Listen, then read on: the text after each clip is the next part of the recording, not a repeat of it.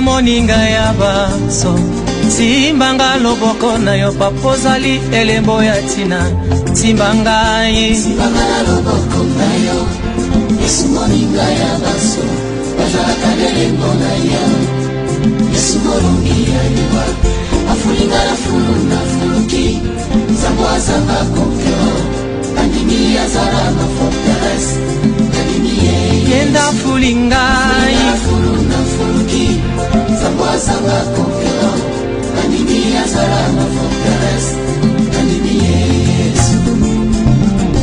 Yesu moninga ya baso simbanga loboko na yo papozali elembo ya tina ya Yesu Yesu malongi ya liwa après toute ma confession Dieu a semé la confusion dans le cas de mes ennemis il m'a montré son affection Zambé yo tonda bolamu nalingi na kumisa Thibaut Joseph Kabila Zokende en 2016 même pas qu'il chef de rue mais il y a nomination. Mais j'insiste que Chériba a toujours mandataire dans LAC, donc à Longwate. Ah, oui. Azanano. Azanano. Compagnon Ezanga bien. Mais ils ont la bilo on a moins mingi. Maintenant, en ce qui me concerne, il y a une continué pour répéter le DPLZ. Nazo comprendre bino, nazo comprendre bakebele pour ba mesala mutalobi dobi ba nommer. C'est vrai, nazo ça la politique, c'est vrai na mérité même plus. Mais mon souci aujourd'hui, ce n'est pas ma personne à moi, c'est de résoudre ma problème aux populations de Salanango. Et en tant que député, je suis en train de le faire trop bien d'ailleurs. Et c'est ça ma fierté. Mais maintenant le reste, pour que nous nommer mon ministre, et ça école et ça milité, cela dépend. Il y a disponibilité au Bozalango, au Bapesi la famille politique Nabino. Bah critère, je n'aimerais pas être en la place de Bato Banomarabat. Parce que chaque en place va critère géopolitique, par rapport il y a composante boye, faut te faire opposition par exemple Bato boye. Je prends un exemple opposition par vite sa opposition s'est retrouvé là à supposer bah à 10 postes à battre Équateur na battre Équateur.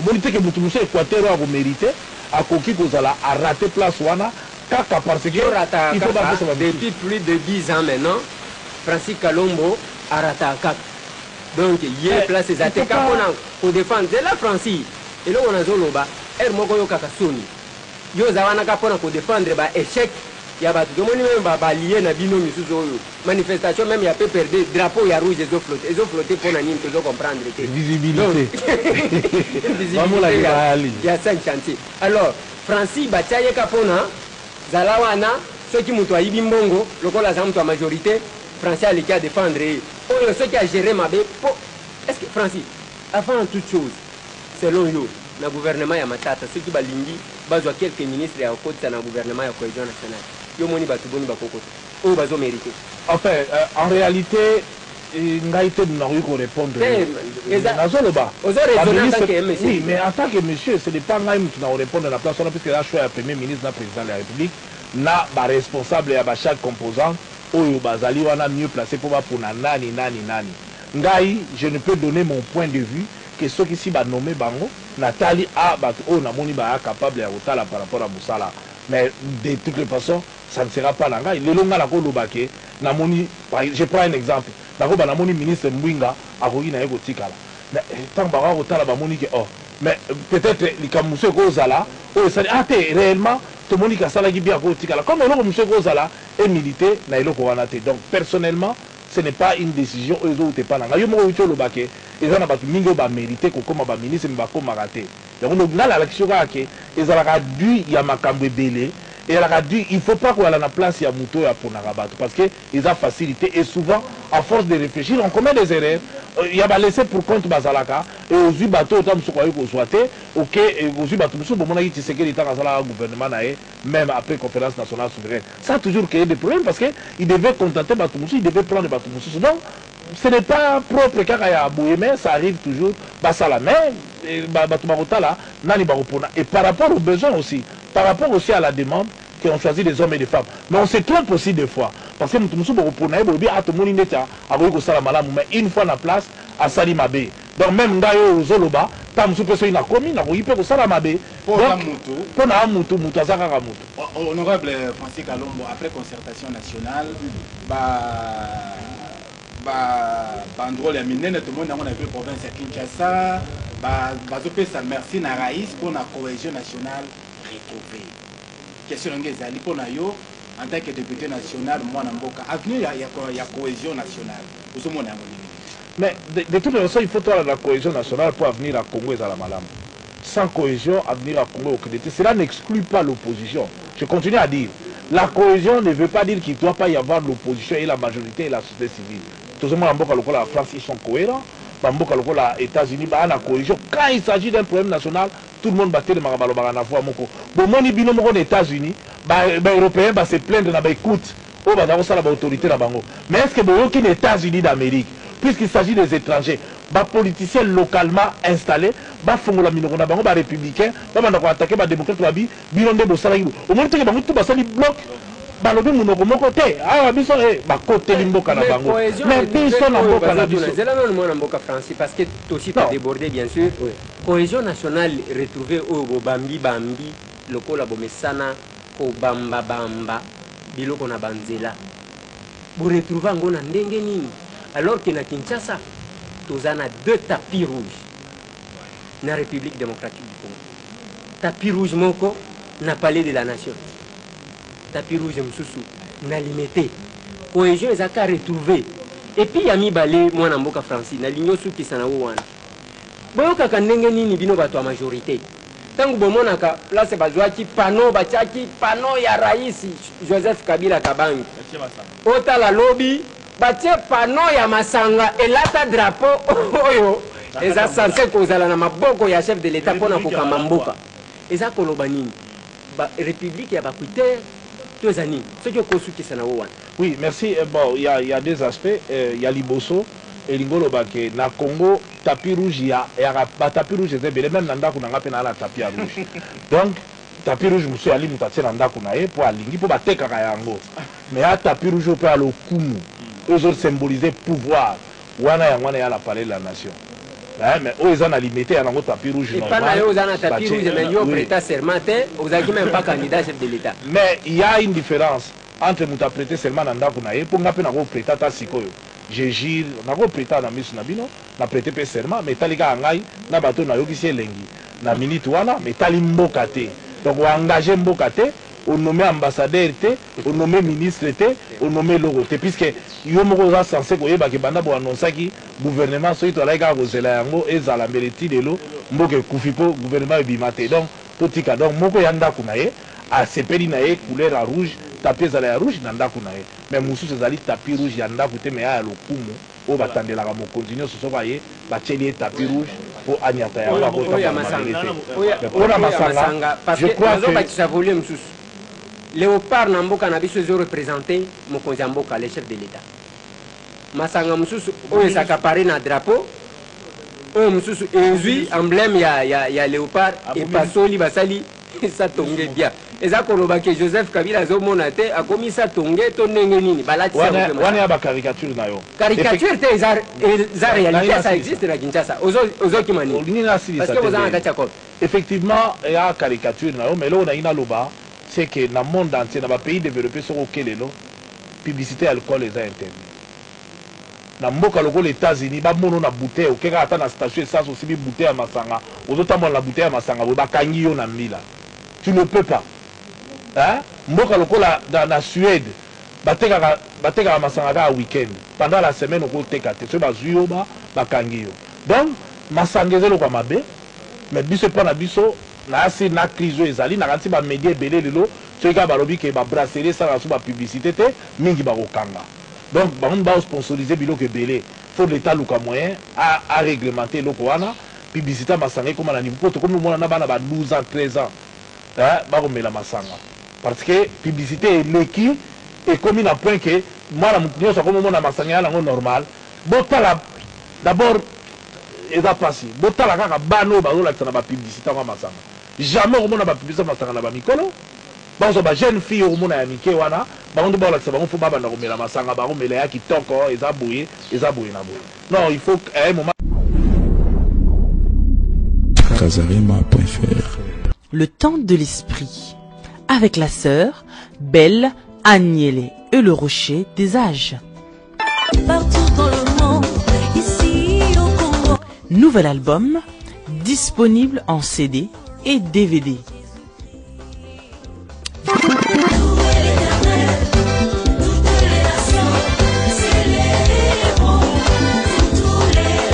Vous aimez rester dans la présence du Seigneur? Cet album est pour vous. Le temps de l'esprit. L'heure vient, et elle est déjà venue, où les vrais adorateurs adoreront le Père en esprit et en vérité.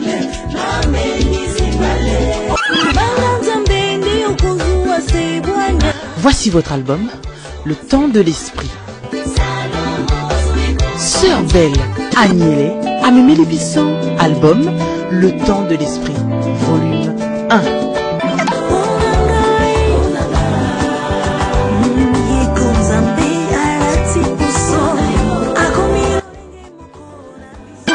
Belle Agnelé, disponible en CD et DVD.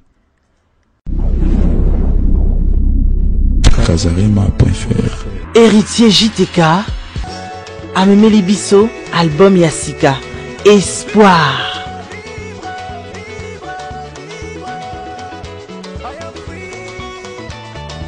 Découvrez cet album en CD et DVD. Espoir, du frère héritier JTK.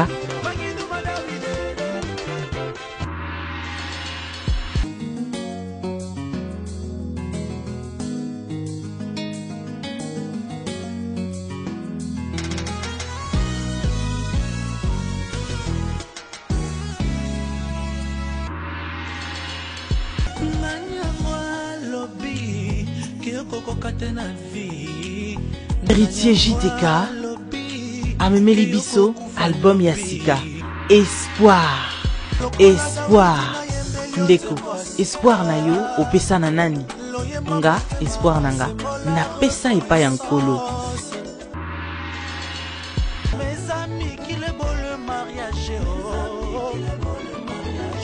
Yembela, yope olingi oyembela mokonzi, yope olingi osanjola mokonzi na bakonzi.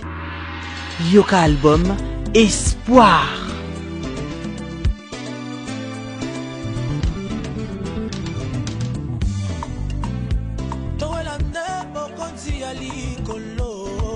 Ndeko kobungisa eliki ate.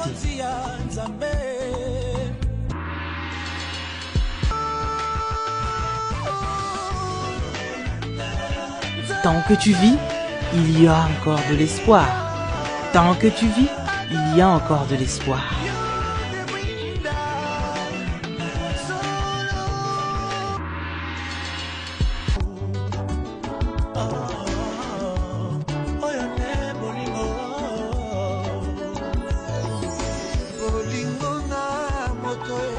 Espoir, du frère héritier JTK, La Voix d'Or. La Voix d'Or. Disponible en CD et DVD. Partout dans vos points de vente habituels. Pas donné, la évité commission à sensible de Moussa Nangokaka, musicien Salinze Moubaye Bakangiye. Musicien Sali Moubaye Bakangiye. Mais à l'école, ils ont bébi, c'est la bisobana. Et comme étudiant, de quoi lesérieux, combien d'étudiants nous sont habillés dans la salle? Azoya na salle, ça bêti, maï, tina moutou, avant côté la salle. Ils vous emmerdent. Donc c'est des choses qu'on doit condamner, c'est des choses où il faut que nous la loi est en Mboka na biso na ville à Kinshasa. En tout cas, il y a un coup de chapeau na Moïse Katumbi pour na Katanga, mamakamba oh ah makelele babar batso pungite zate. Ah comment la guerre des ondes. Okoza na bandalunga lelo na komina bandalunga to na nini otangisa mwana te. Zala sili soki awe suki bar kuna église bandi. Awe sili kuna menibeko ezali. Nous faisons quoi de nos lois? D'où l'importance du gouvernement de cohésion nationale à en charge de Babilo Gogno Soana. Parce que moi je ne peux pas concevoir, bon, on a jeune fille, bon, on a jeune garçon, bah, on a la massanga et lengi. Parce que moi, on a overdose sur overdose. Ok, ne boyango, zonga boyango.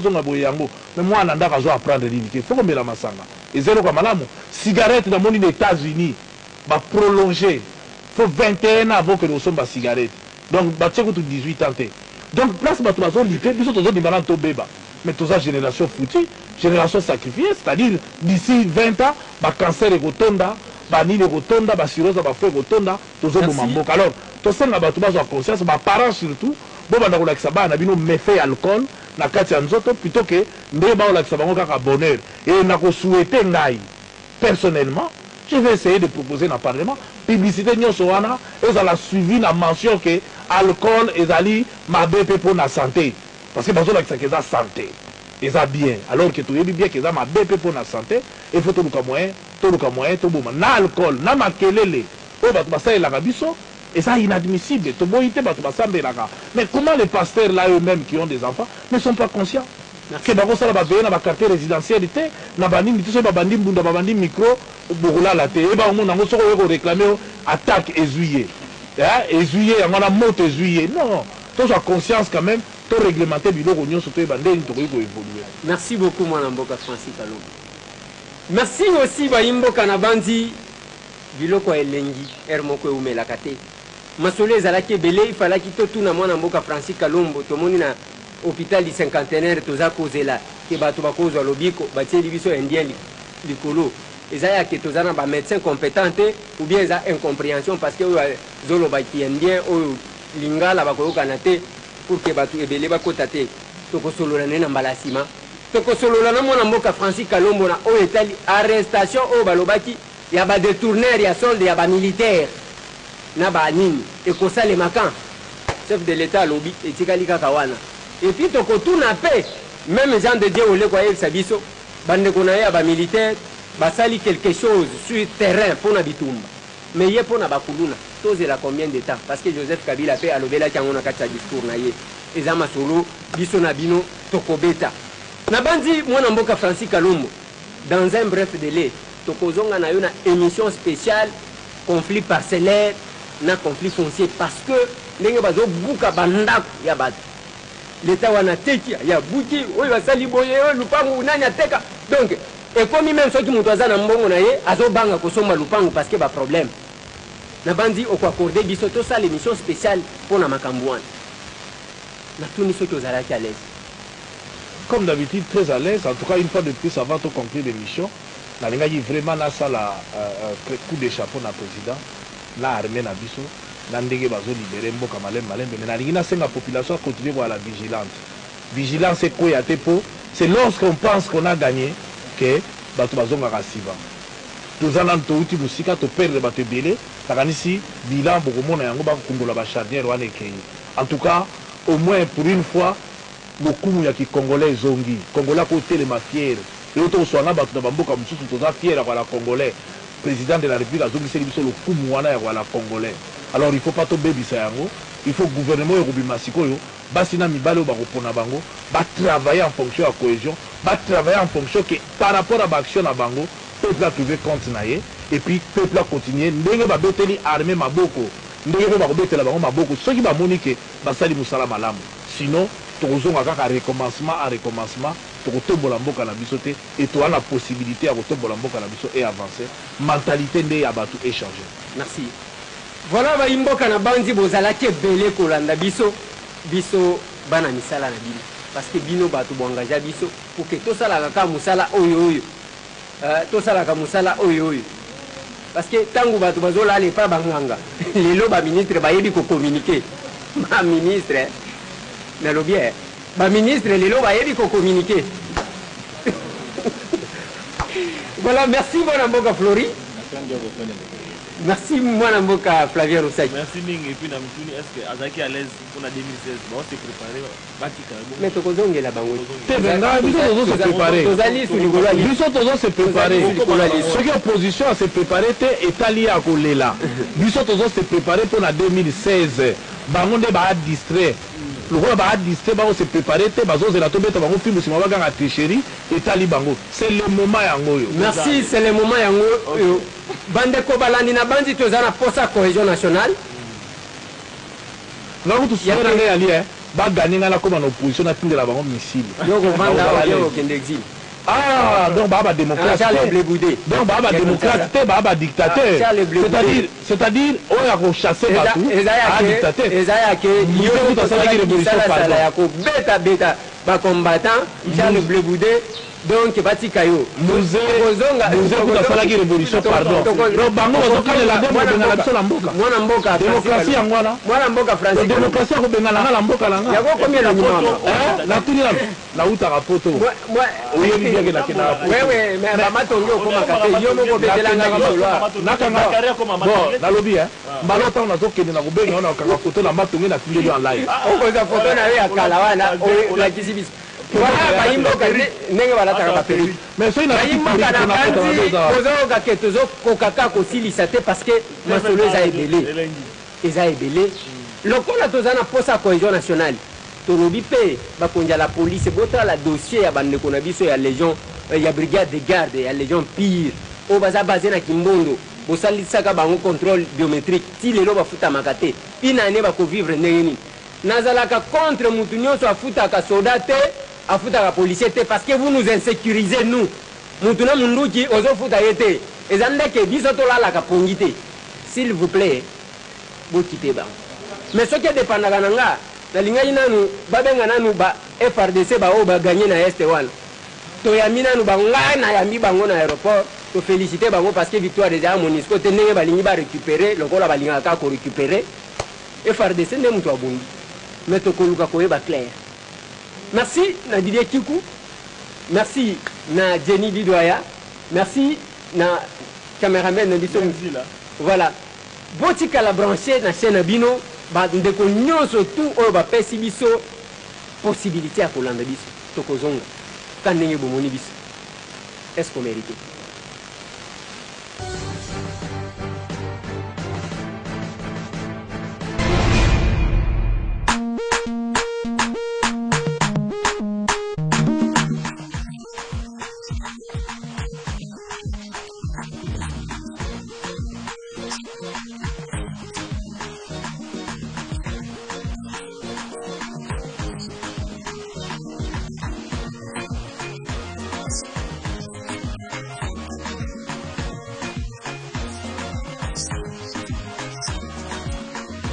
Personally,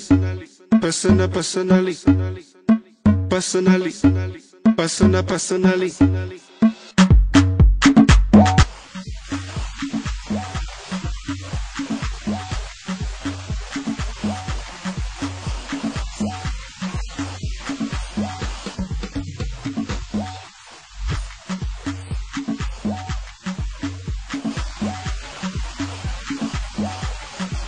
Esprit Voyageur, agence Yassika, officielle pour na covoiturage, aller-retour, Bruxelles-Paris, Natalo Mouké, 25 € pour na Yomo Namboka.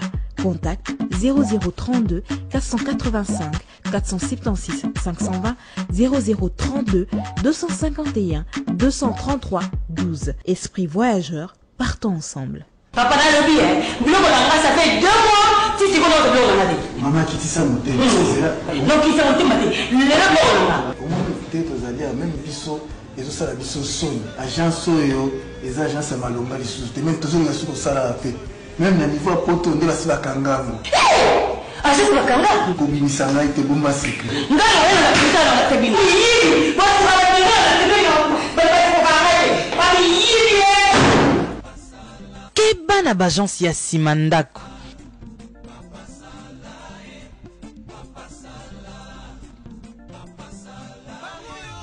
Papa, maman, tu fais le coup, papa.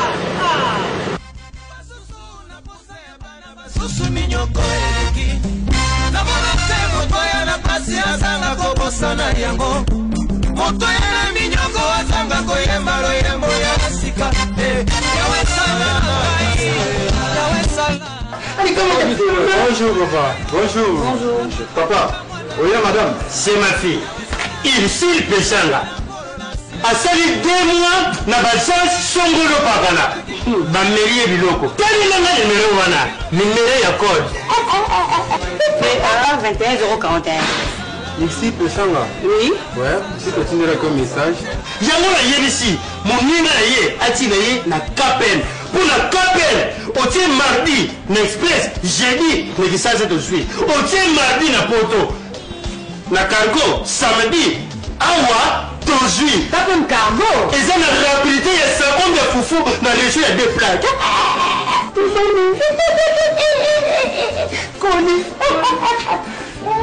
Je vous envoie vers la RDC.